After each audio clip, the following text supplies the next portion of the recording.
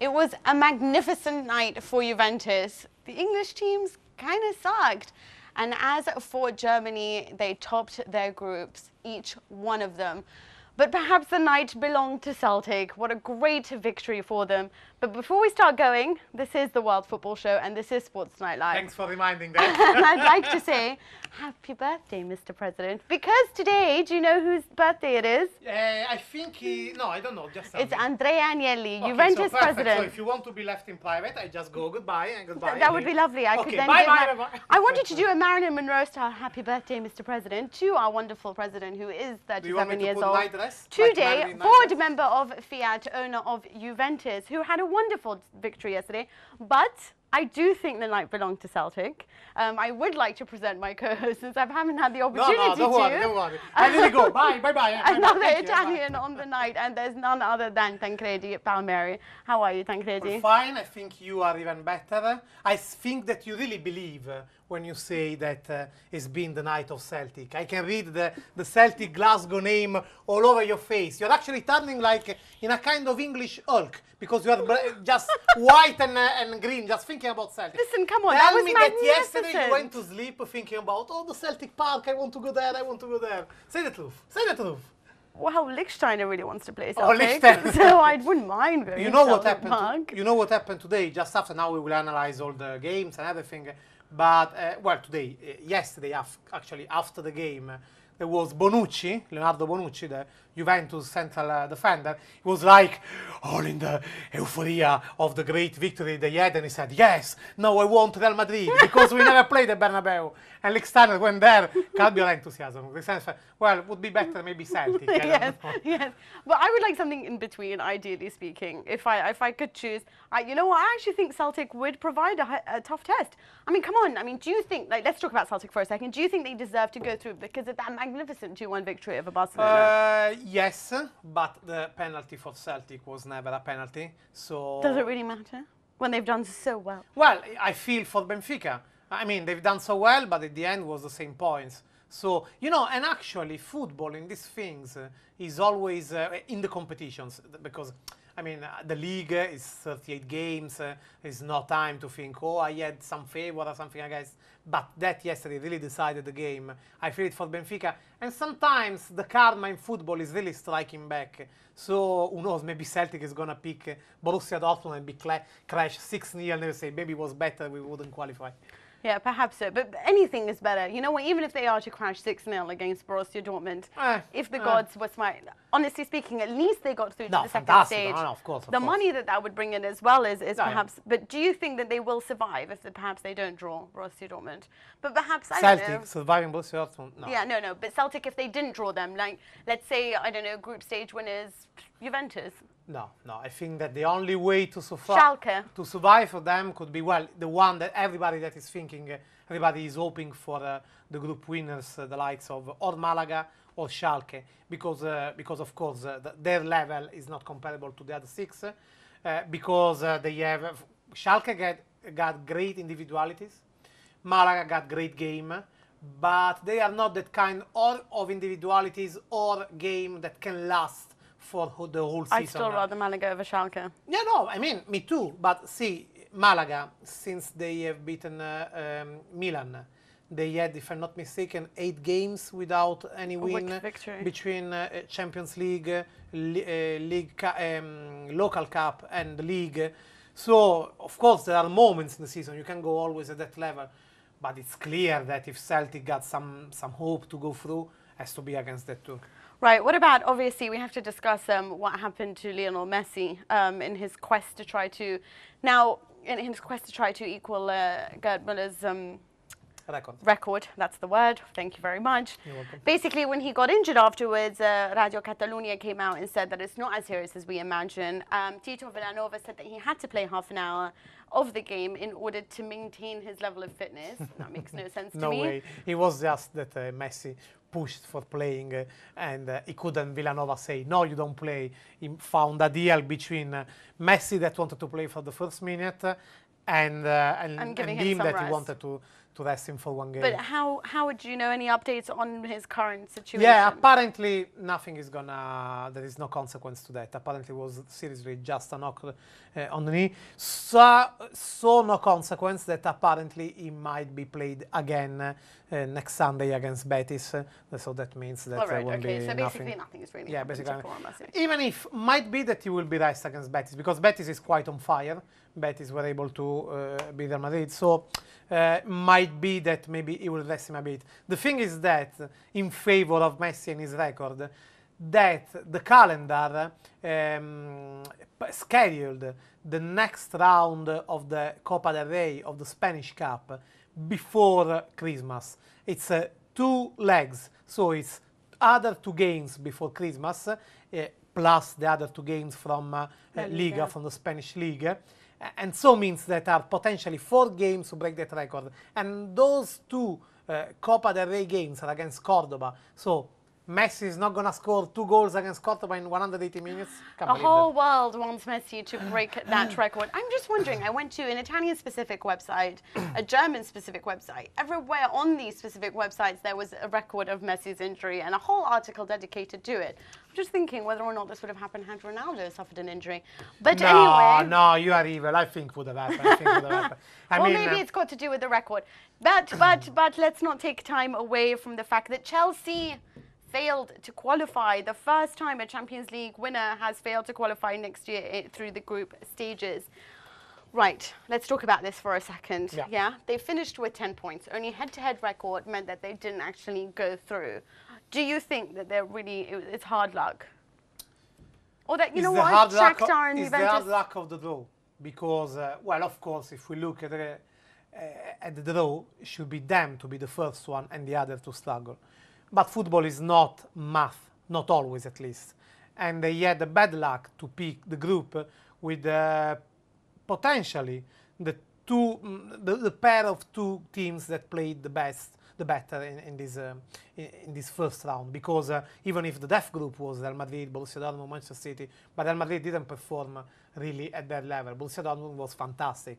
They picked Juventus and Shakhtar. In my opinion, Juventus clinched the second spot of the best team so far of the Champions League ahead of Shakhtar. So in that they were unlucky, considering that the Drogba was away, Terry, Lampard picking injury exactly in the sensible moment of the Champions League. A lot of things went not in their way.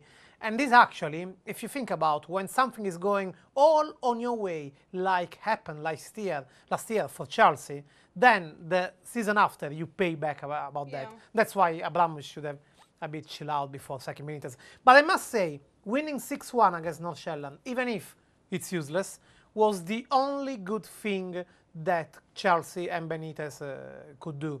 Because in this way, it's like taking time, earning time, something like, okay, now if they didn't score 6-1 against Nordsjaelland, people would be speaking about this. Yeah, that's why I'm saying the only good thing that they could do to take a bit more of confidence. No, it's not enough at all. But it's giving a bit more of time to Benitez and to Chelsea, something like, okay, you found a situation that was already messed up, not your fault. You did what you can do. Now let's see with the Premier League. If he would have won just 2-1 and struggling, would say, oh, come on, see, he's not even good in winning. Now, it's interesting you say that, but had Nordsjaelland actually scored from the penalty, would we have seen a 6-1 scoreline? If in football. You see, you never know. You actually never know. But what's interesting to see... For what you have checked. Czech did a wonderful job. I have to say, so did the Nordsjaelland keeper, who did do a terrific job on that first penalty. And he is, of course, the biggest Juventus supporter you can ever imagine. So more than anything, he wanted to save that. But, you know, I'm sure he was thinking about Juventus in that moment. I was, because he was really upset when he did so well against us.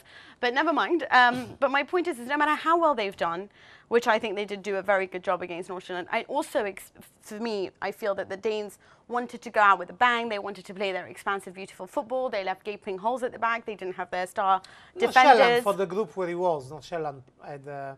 They also didn't have their first starters. A very good campaign. I mean, they had a very good campaign, and I think on the last match they perhaps didn't take a very defensive look to them, so they opened themselves up to be defeated 6-1. You know, it's very strange because they conceded something like 10 goals to Chelsea in both legs. And it's strange because in the first game, actually, until the 80 minute, if I'm not mistaken, the game was very level and Chelsea was just 1 goal up, more or less. And yesterday as well, except in the second part of the second half when they completely released, but they really put pressure on Chelsea, and then Chelsea had 2 penalties. Yeah, they the second very discussable. So, in spite of the 10 goals, Nordsjaelland ends up, they did their campaign. Did wonderful. Of course, I would also like to talk about Juventus because I think that nobody perhaps expected, or at least nobody did on my Twitter campaign. I did expect, in fact, please say that. Yes, that is true. I have to say, when asked in the beginning as to who would qualify at this group, Tancredi did say it would be Shakhtar and Juventus. So well done for getting that right. Right, they started off, they were called Juventus because they managed to get so many draws, 3 to be precise. It started to get a little bit of a joke because, you know, they drew so much in the Italian league last year. This year they started with a bit of a bang in the domestic league, then suffered all these defeats, started drawing, they looked a little bit complacent, they weren't playing the Juve way.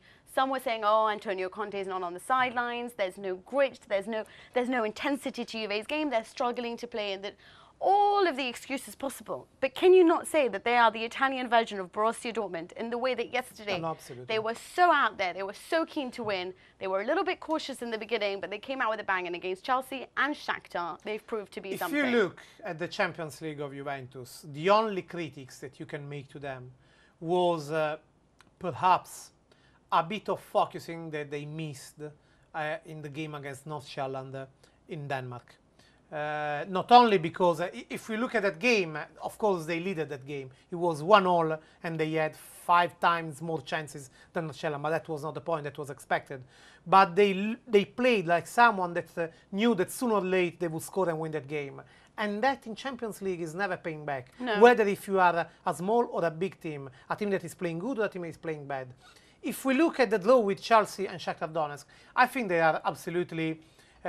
well, the one with Chelsea, it's an achievement because you don't lose at Stamford Bridge, and that's an achievement. And because they were coming... And to be 2-0 down. Exactly. And it was the game of the comeback of Juventus in Champions League. So there was pressure for this comeback.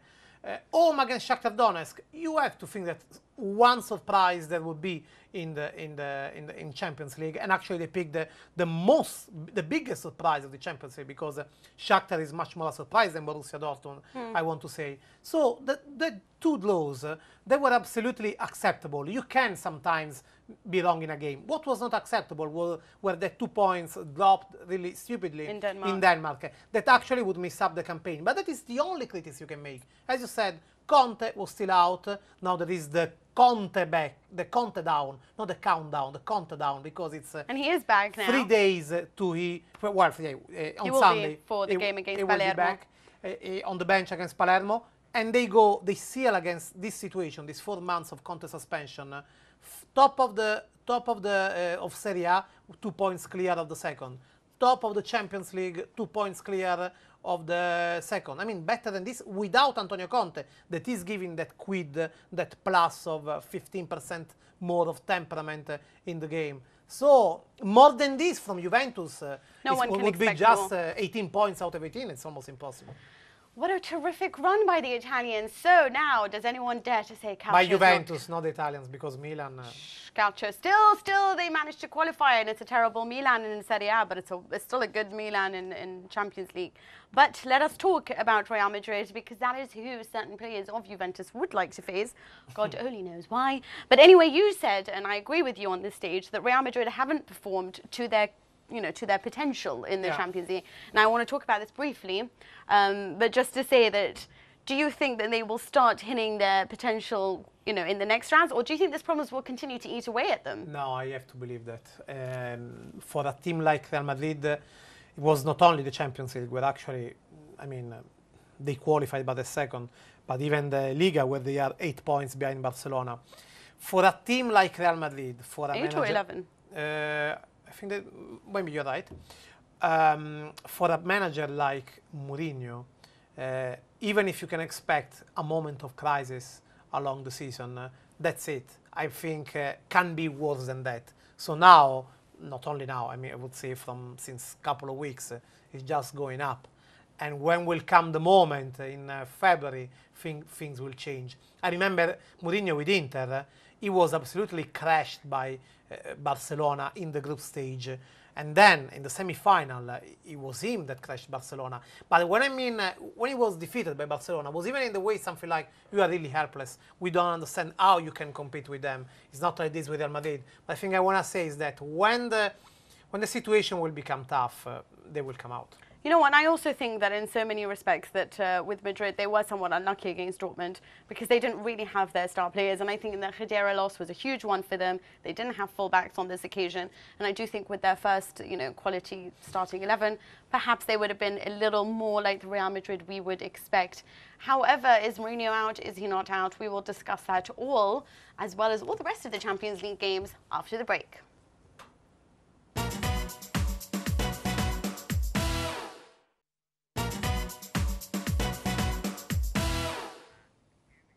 Hello and welcome back to the World Football Show here on Sports Tonight Live. Now we move on to how terrifically I don't even know if that's a word that I can use, how well, rather, the German clubs did do in the Champions League. Of course, they topped the table, each one of them, Bayern Munich, Borussia Dortmund and Schalke, defeating the likes of Arsenal to get to the very top. Okay, that is not that difficult so lately to defeat. You know what, I think you're right, probably not. And there was some shaky ground as well for Bayern Munich there. They suffered a little bit against Barté, weren't sure that they were going to finish on top of the group, but obviously a very convincing performance from them yesterday. In the end, if you see, they made 13 points out of 18. They draw, the points they dropped were the draw in Valencia, and that was absolutely acceptable. Yeah. They could even lose in Valencia. I think just was the surprise in Borisov. They really arrived there very fluffy, very soft in Belarus, and they were punished about that. But I think it's not something that is very significant. It was just one moment for Bayern. And you know what? I think I would disagree with that. And of course, we've got with us Titus Chalk, who is our German football correspondent. Hello, Titus. How are you? Very good, thank you. Guten Tag. I'm someone of the mindset that Bayern seem to sometimes fall at very strange hurdles, in the same way that the German national team has also recently fallen at very strange hurdles. Is it a case of, they're very focused on individual talent, that perhaps sometimes if the whole team doesn't click, there's something missing there, or that they can be surprised because perhaps they don't run as much as other teams? Absolutely, absolutely. And I think that was definitely their undoing last season. I think they have evolved slightly this season. I think there's more competition in the squad, which has sort of inspired everyone. And I think having Matthias Sammer as well on board has kind of lit a bit of a fire under everyone. And I think everyone's pulling in the same direction this year and sort of also doing a shift. Even Arjen Robben, when he's played, has looked much more willing to run. When he's playing, that is the problem. Yeah. Well, as usual, Titus, when it is winter, when it is, or still autumn, but I mean, we can call that winter in Germany. When it is winter, when it's cold, when the grass is a bit tough, is a bit hard, Arjen Robben is always injured by the time. When then comes February and the time of the knockout stages, then Robben is coming out from the shower and saying, okay, I'm ready to play. So even if Borussia Dortmund has been the big thing of this Champions League, do you see that when Robben will fit, can Bayern Munich match this gap that there is in this moment, at least in Europe, of course, not in Germany? I think so. I mean, I think they have to play more collectively if they want to win the Champions League, and I do think they have benefited from having Martinez in the squad, having Shaqiri in the squad, and putting some pressure on players who'd become a little bit complacent in their positions. And I do think that helps. And I think Heinkes does want to go out on a bang as well. I think he's been a bit needled by some of the accusations over the last couple of the seasons that he hasn't been hard enough on the players, maybe that he hasn't had that real overarching philosophy like a Jurgen Klopp does. And I just think maybe that will hold them in good stead. I don't see them collapsing, certainly in the league in the way they did last season. So we'll just have to see. You know what's interesting is that I was thinking how much better they are without Boateng. Do you think?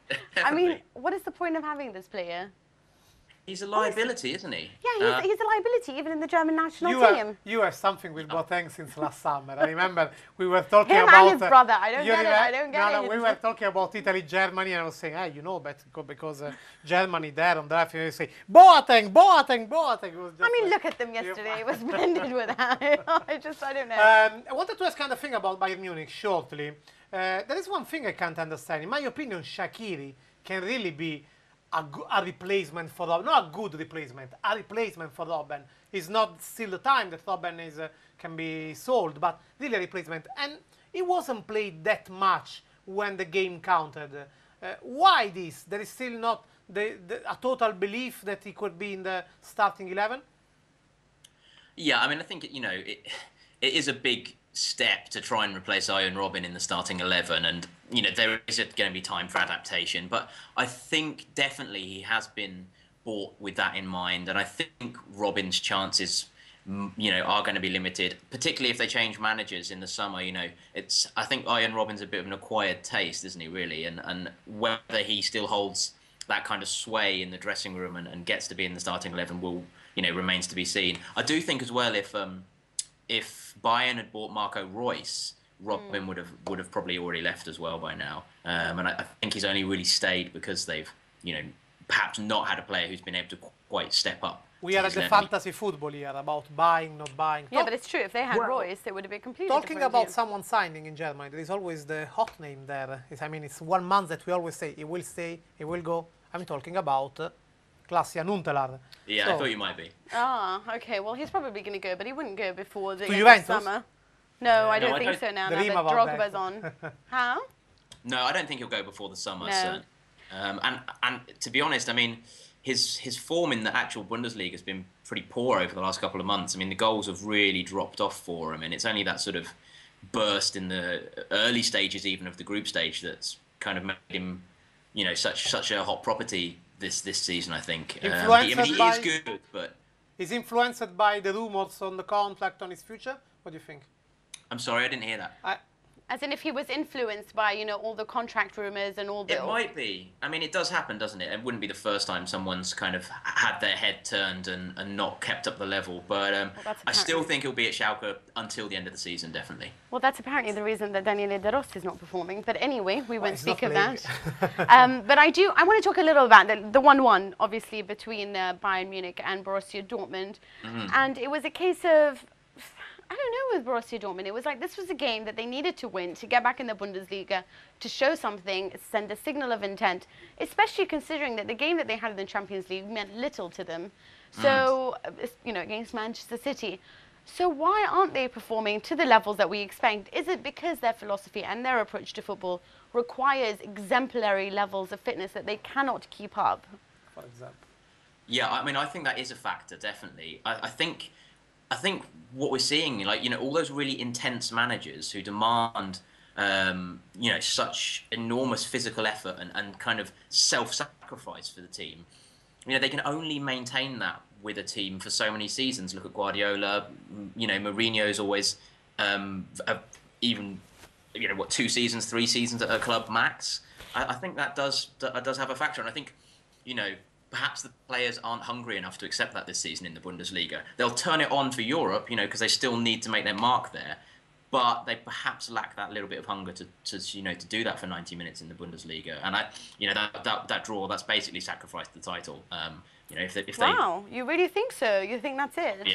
I think so as well. Do you? I think that was a planned strategy, not something like, hey guys, we don't care about Bundesliga. But I think that when in the pre-season they sat with the management, Jurgen Klopp, they said, okay, for what we are going this year, we don't want what happened last year in Champions League, and our priority will be, all in all, always the Champions League. Fine, make that your priority, but surely you can at least try to push as much as possible in your own Yeah, league. but it's as there is this expression, it's difficult the change of chip in mind, okay? The sim.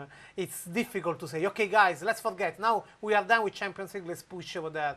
And all in all, the squad is not deep like Bayern Munich. So, no, but exactly. You're right, okay, but it's not that bad. I mean, we saw how well they did against Manchester City without the likes of Piszczek, Blaszczykowski, Lewandowski starting. But they did 1-1 with Bayern Munich. They didn't lose. They did no, 1-1 you're with right. Bayern But Munich. I mean, this is Dortmund who always put Bayern Munich under pressure because of their intensity, because of the collective unity of their game. So I find it very strange that it didn't seem like they were doing that on this occasion. We should consider also that after, in 10 days, is finishing the first part of the season, not only, well, of course, it's finishing for every European league, but especially talking about the big ones for Germany, that then will have more than 1 month of break, okay? Yeah. So if the athletical preparation for the other teams is different because back early January, everybody will be back on the pitch. Instead, in Germany, they will have 1 month and more of break. So if they athletically prepared to give the most in the first part in October, November. This means that in this moment the can of the gasoline is almost close to the end. So might be even that even if the focusing is like that, but in this moment it is the most that they can make of their energy. Titus, do you think that they will pose a strong challenge in the Champions League even after now they've qualified for the second stage? Yes, I think they do. I really want to see them do well in it. I think, along with probably Juve and Shakhtar Donetsk, they've been the most entertaining and exciting teams in the Champions League this season, and I think they will. I'd love to see them, get at least to the quarterfinals, maybe to the semis. Fantastic players, fantastic manager, and I think they deserve to make their mark on the competition, certainly. Oh, we hope they do, just because they're such an interesting little team. But thank you so much for joining us, Titus. No worries. Until next time when we discuss German teams. So let's hope Schalke can do quite well too. You never know. One shot. Where do you think Schalke will arrive? Quarterfinal. Actually, no, I think they're out. You think they're out? Yeah, they're out in the second round. You? I think they will pick Real Madrid because they've been so lucky in the draw 2 years ago. At this time, they will be completely unlucky. Perhaps not, but do tune in. We will find out, of course, on the 20th of December.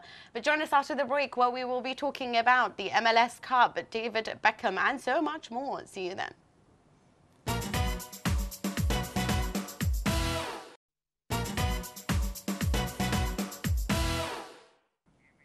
Hello and welcome back to the World of Football show here on Sports Tonight Live.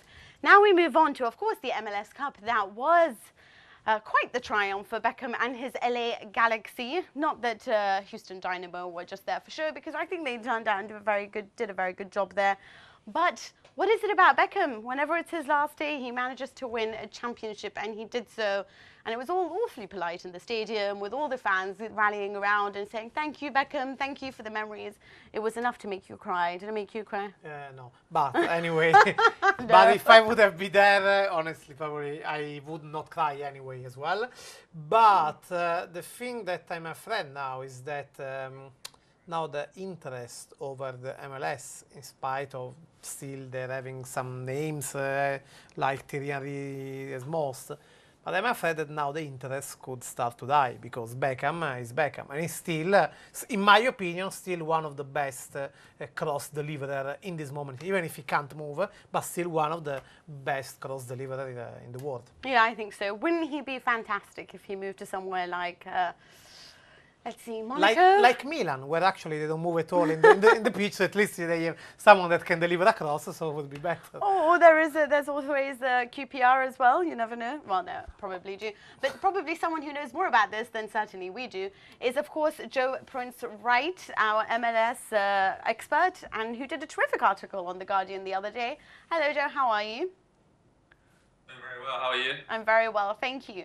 So can you talk us through the MLS Cup Final, and do you think it was deserved victory for LA Galaxy, despite the fact they had home advantage? I think it was in the end. Houston definitely gave them a huge scare. They were 1-0 up at half-time.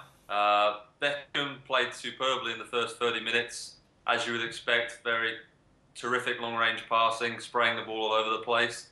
Landon Donovan looked a bit out of sorts, missed a very good chance, and all of a sudden, LA are 1-0 down at home in the final.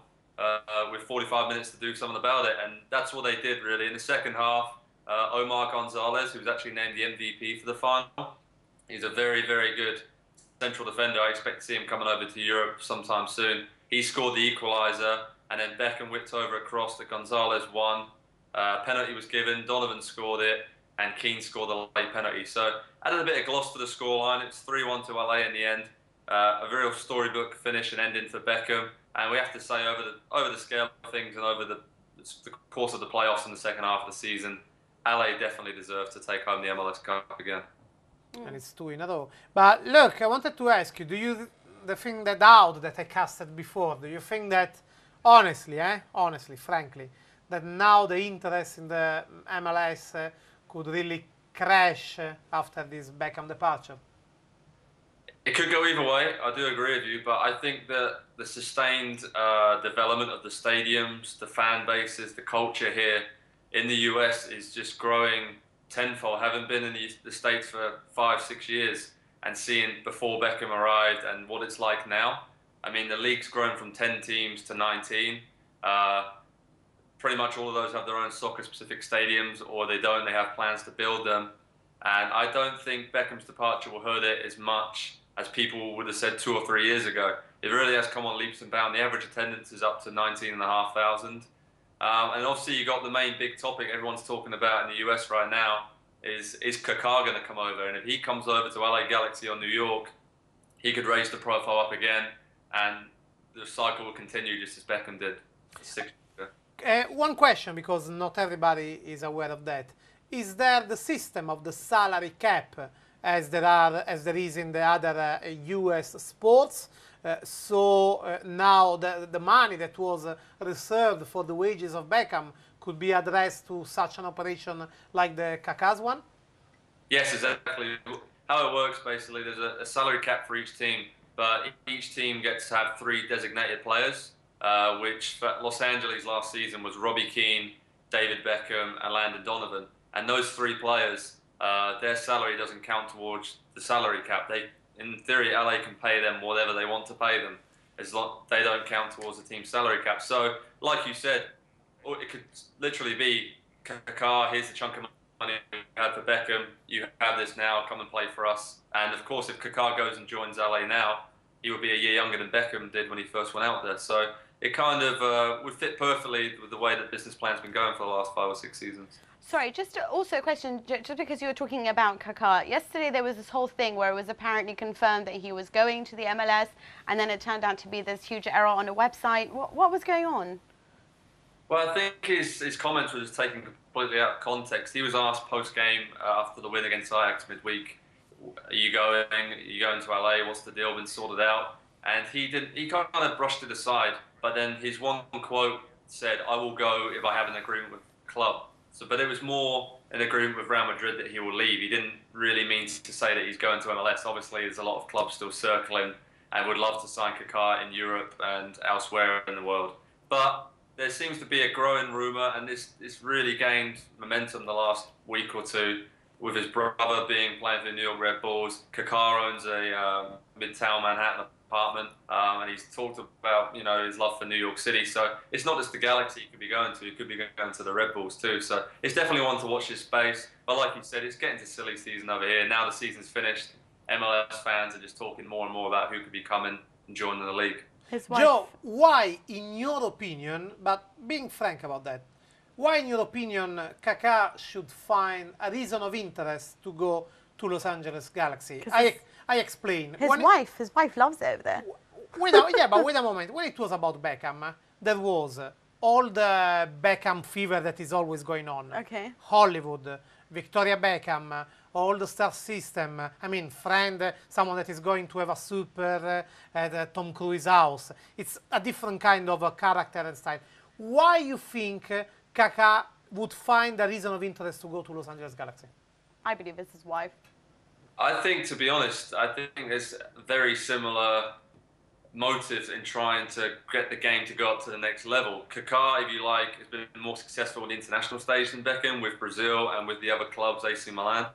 But you have to remember, he is a huge Christian figure as well, back in Brazil and also in the US. And it's been said that, some of the religious beliefs of Kaká would make him a hugely popular person in the US because the likes of Tim Tebow plays the NFL. They've got huge followings because of their religious beliefs, but also because they're top-class athletes. I'm not saying the Galaxy or someone is completely tapping into that, but for Kaká as a businessman, he's already been over to the States many times. He loves the country. And look at how many games he's playing for Real Madrid. It would be a chance to play as many times as possible. But the one big factor for me would be, will he take this gamble? With Scolari taking charge of Brazil 2 years before the World Cup in Brazil, can Kaká afford to take a bit of a gamble, come to MLS, and then get left out of the national team picture. It's got a lot of sides to it. I wanted to ask you, Tancredi, over this question because like, I understand why MLS would want Chalk, and I know why Real Madrid want to get rid of him, obviously because of his high salary.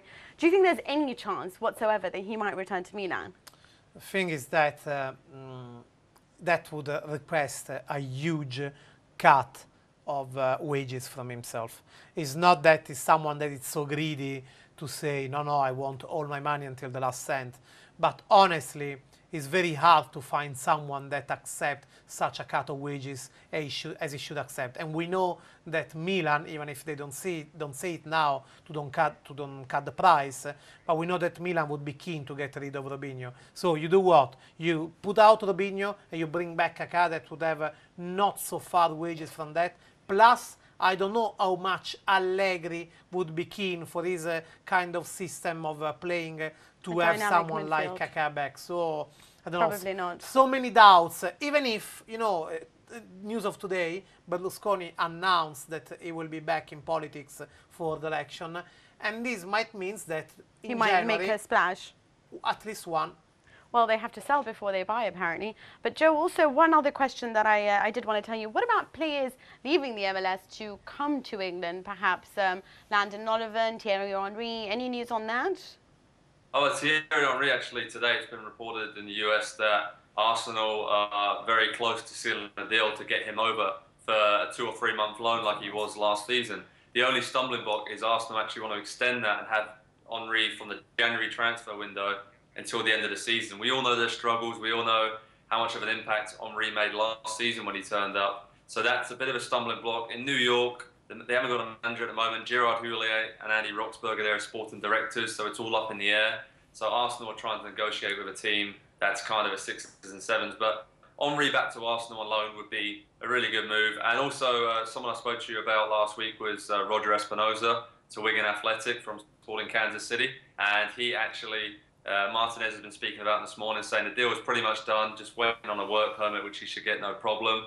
And I fully expect Espinoza to go straight into that Wigan team and try and help them push up the table towards mid-table security and away from relegation. And that would be, you know, another great product of the MLS who could show what the level's doing in the States, and they can come over and be a very integral part of an English Premier League team. All right, thank you so much. Well, that would be actually a terrific move for Arsenal. I mean, especially now more than ever, they need a striker, having let go of the wonderful Bentner. But thank you for joining us, Joe, and hopefully we'll catch up with you more in the coming weeks. That's it for now. Do you think that Henry will go back to Arsenal? Yeah. I think he would. But honestly, even if he come back, how much he can change? Maybe. Change for a couple of months. You never know. They might, you know, assure themselves a place in the top 3, top 4. Maybe he could have shoot some 4 points, something like a couple of 2 decisive goals. But if Arsenal have to rely on this in this moment, means that the situation is not that good. That's true. But do join us after the break, where we will be talking about Luis Felipe Scolari as the new coach of Brazil, or rather the old coach back to being new again. And the Club World Cup. And the Club World Cup. And, of course, the upcoming games that include a very tasty one that involves Inter. We'll see you after the break.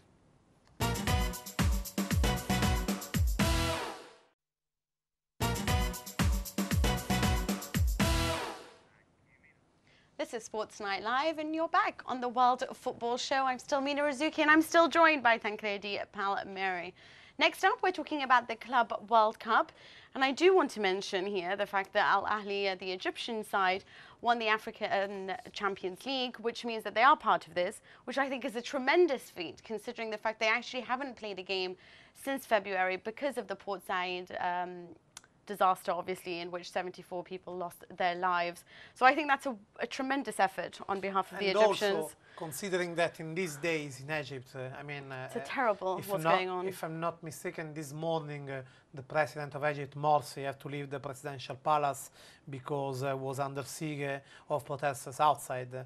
So, I mean, it's economic difficulty, it's political instability, and I think more than anything, of course, when they did win it, there was about 50 or so children died in a bus crash. So it's not great times for Egypt. Exactly this. I remember there is a famous episode in Italian football history, Italian civil history, if you want to call that.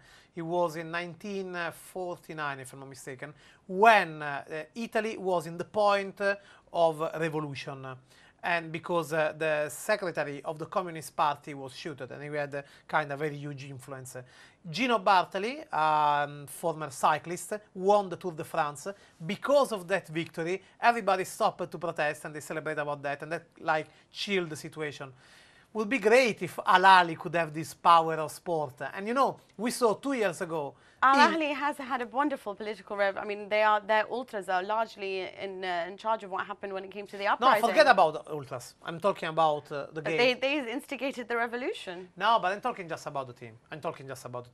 I'm saying that 2 years ago, Inter, that everybody was expecting to play against International, the final of Club World Cup. Then they played against so far the only team not South American European to make the final. That was the African Mazembe.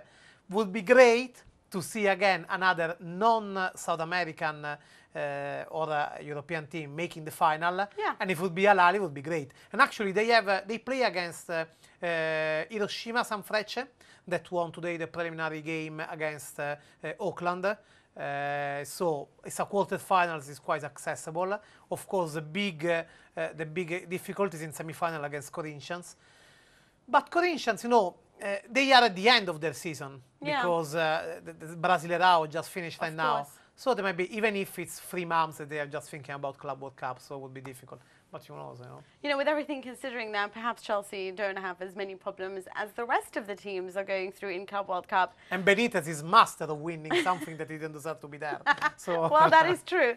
But speaking of Chelsea and former coaches, apparently by 2025 you will always be within a few meters of an ex-Chelsea coach. Luis Felipe Scolari has taken over Brazil, the man who brought on Quaresma and never got to play him when he was at Chelsea. But he is back in the Brazilian national team. He is the coach. Perhaps not the right time to have done that, considering, you know, Menezes was trying to build something. But they bought Scolari. They always wanted Scolari. They were just waiting for him. I'm going to disagree strongly with you on this. I think that this is the right time. This is the right time. I think that it's not that this is the right time. It's never too late to sack Menezes from Brazil. That was the point. I think they should have done that already 1 year ago. They should have done that again. Fine, do it 1 year ago, but not now. Not when you needed to. They should have done that again just after the Olympic Games, because that was an Olympic Games just to ship a golden medal to ship back in Brazil, just about that. And Menezes was really like very poor in preparing that. I think Rafael was very poor. I mean, well, when he's not very poor. Well, and so it's like as more you wait. Thiago Silva was great. Yeah. As more you wait for that, the worse it is. Plus, we have to remember that for 2 years, Brazil won't play any competitive game except Confederations Cup, that is half competitive, okay? And it's against Italy. And it is against Italy in the group. And so I think that better to do it now. Would have been better before, but better anyway to do it now than later, because now Scolari can have 6 months just of saying, okay, what is the kind of squad I'm going to bring to Confederations Cup, but I'm going to prepare for the World Cup, because I believe that 80% of the people he will bring in Confederations Cup, it's in projection to what will be the World Cup. Honestly, the choice of Scolari is not exciting me a lot, because it's like very political. 2002 World Cup winner. Yeah, but the thing is that he's already someone that won. And that is the fear of Brazil, of, oh guys, are we gonna miss the World Cup at home again, as we did in the 50s? So if Uruguay has anything to do about it. So the problem is, for this fear, they said, better go with someone that knows how to do that take a risk. But that we can't really call that a project. It's something like a safe decision. No, it's exactly, that's what it is. They've panicked, they don't like what's going on, and they just thought, you know what? Better than Menezes, but still. We'll go for someone who's been there, done that, and perhaps can do it again. But I do want to now look ahead to the game that is on Sunday, and it is in Serie A. What did you expect? You've got two Italians on this, come on. I'll be there. It's Inter versus Napoli, second versus third, you know? Yeah. So what do you think about... Or better, third versus second, rather. Yeah. What do you think about that then? Do you think that this will be a chance for Napoli to prove that they really are the only real challengers to Juve? Or will Inter be like, you know what, we haven't been doing too great since we beat Juventus. This is our time to prove that we are somewhat better. The thing is that, honestly, since Inter won against Juventus, they didn't do one single good thing. They used up every single piece of ounce of energy they had on defeating No, Juventus. it's not that the point. It's not that the point like, oh guys, we gave out all the energy against Juventus and we don't have any more. It's a problem of mind. It was not even that the point, because they were not even playing in the midweek in the competitions. They could rest in the meanwhile. The problem is that Juventus, fantastic. I don't want to go back to Juventus because it's 1 month ago. But then they had Atalanta, they lost. Cagliari, they draw and they should have lost. Parma, they lost. Palermo, they won and they should have drawn because Palermo didn't do anything to attack. So we are talking about the team that in the moment to become mature enough to challenge for the Scudetto, completely get lost. On the other side, we have Napoli. That Napoli did everything good, dropped some points, but okay, it can happen. Did everything good to be there, except that when they played the only real face-off against Juventus, they completely didn't play. They just defended the point. So I think that they are much more reliable second than might be Inter. But I don't think, honestly, that we can call one of them to a challenger. You know who for me would be a challenger? Fiorentina. The only problem is that without Jovetic and without Toni, they are completely helpless. But talking about this game, they really should have had Berbatov. 3 factors. Yeah, wow, that would be good. That would be really good. There are 3 factors to keep in mind about this game. First of all, too easy to say, maybe Cavani. Cavani, apparently, he wants to play also in Europa League. Let's see if Mazzarri will give up about that. But Cavani is really on fire in the games where it counts. Easy to say, but it's like Without him, they're a tad too dependent on him, in my opinion. A bit, yes. A bit, yes. On the Inter side, Cassano is back from the 2 games suspension. They miss Wesley Sneijder against Palermo. Yeah, but Cassano is very, outlet. very, very efficient. But there is one man that nobody's talking about in the eve of this game. It will be very decisive, the fact he won't be there, Samuel. Samuel, when there is this name, everybody stops, even if they don't realize that. Samuel, not being in the defense, the capacity of Inter to defend against Cavani and Hamsik coming from behind will be much, much less. In my opinion, if Napoli will make it, it will be because Samuel won't be in defense. Well, there you have it. So basically, everything is riding upon this man called Samuel. Do you believe it? I don't know. I would think it was probably not. Always go for Samuel. But thank you for joining us on this show. And thank you to Tancredi, Palmeri, my co-pilot for today. Do join us next week, same time, same place, same football chat. We'll see you then. I like co-pilot.